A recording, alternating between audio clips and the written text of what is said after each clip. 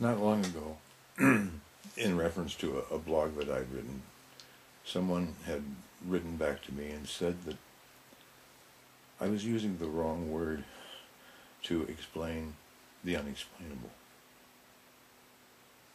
And I thought about that, and that resulted in me writing another blog, which I called Nebulous Clarity.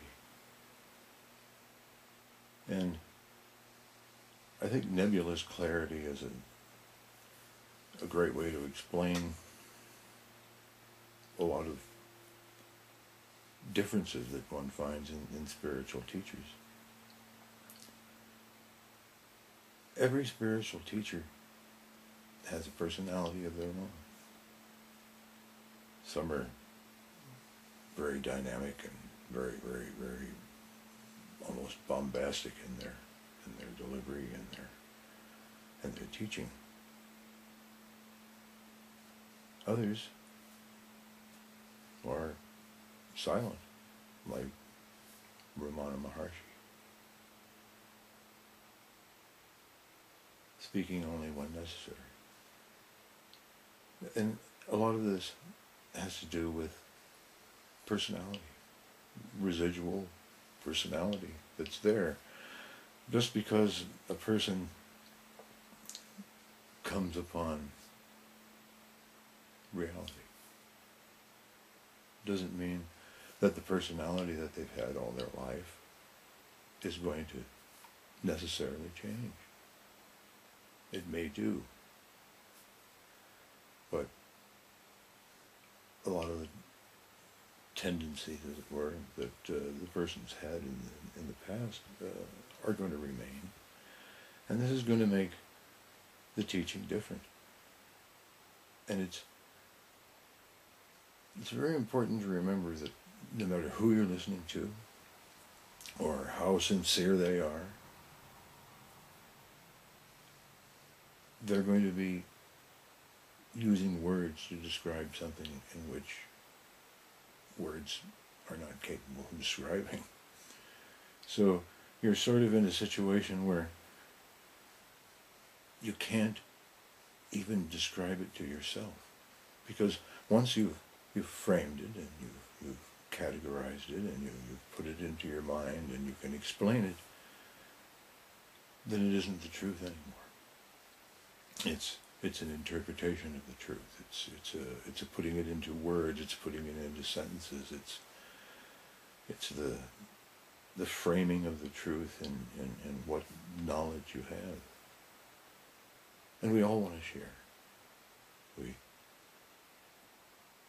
The excitement that there is about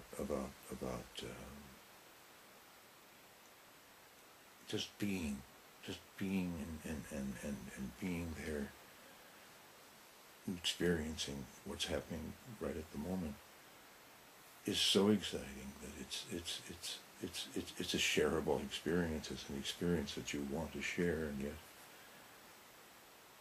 you're stuck. You're really stuck anyway, because, as I said, you can't even explain it to yourself, and yet it's just as sharp and as clear and as understood as anything is. It's very much like if you go out at night and you get away from the cities. I'm fortunately I live in the middle of a beautiful area where there's practically no light around me, so I get really deep sky. You go to an area where there's really, really beautiful deep sky, and you look up, and you'll see that there's some stars and even some constellations that if you look directly at them, they're very dim. Dim to the point that you can hardly see them. But if you look at them slightly from the side, just a little bit, almost like you're ignoring them, and there they are, very bright, very brilliant, and you can see them, but the minute you try to focus them in, they vanish. And that's very much what awakening is. what the truth is.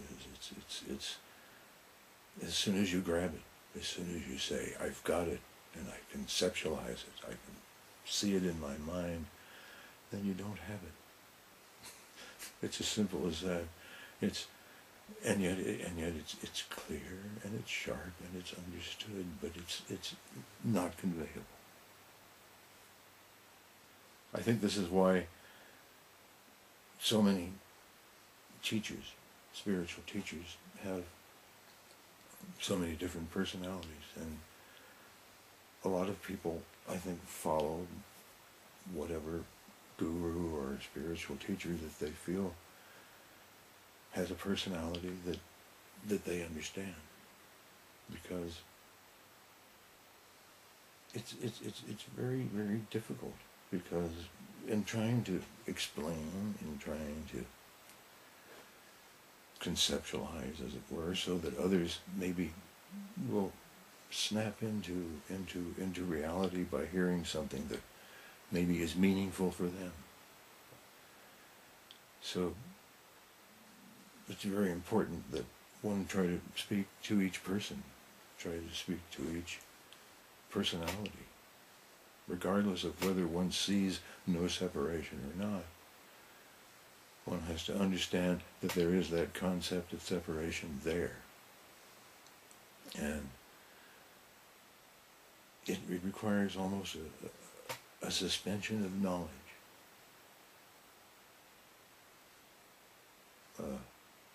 I think even more important, a suspension of conclusion. You have to be ready to accept that nebulous clarity. It's just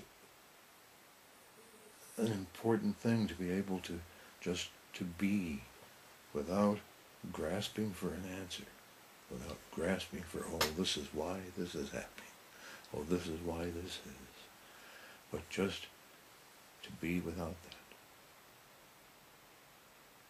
To be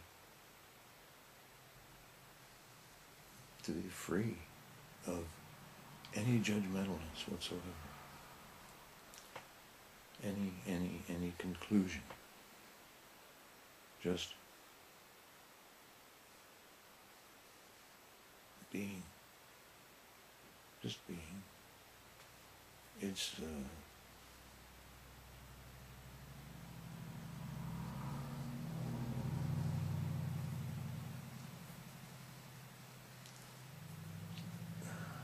sorry, but sometimes it's just silence is the only thing. Nebulous clarity.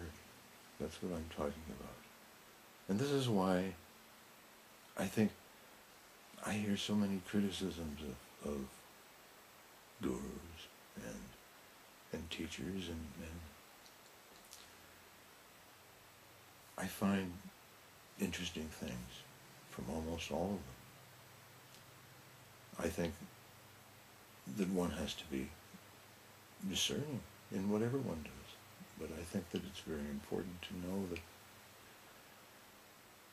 I think most of the gurus that one sees out there are sincere people who are trying their best to convey to you something that is not conveyable. I mean, it gets to the point of ridiculousness when, like I say, someone said to me that I was using the wrong word to try to explain the unexplainable, and I found that amusing, and I think that all of us try, and I think this is why we have the conversations that we have, because talking about it is tantamount to worship.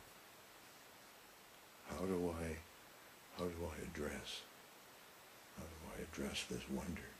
How do I address this wonder around the people that I see around me? Well, I talk about it. I laugh about it. I smile about it.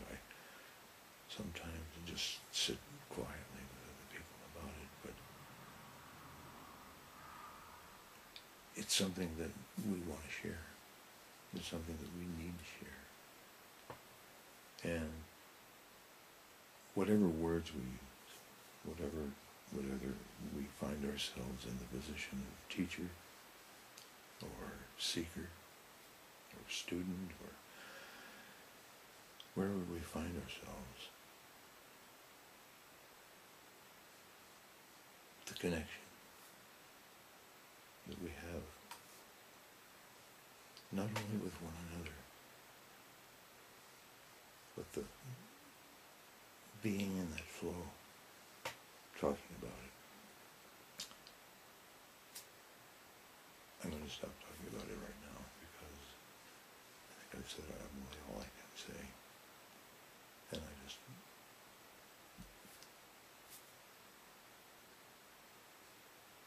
hope that something was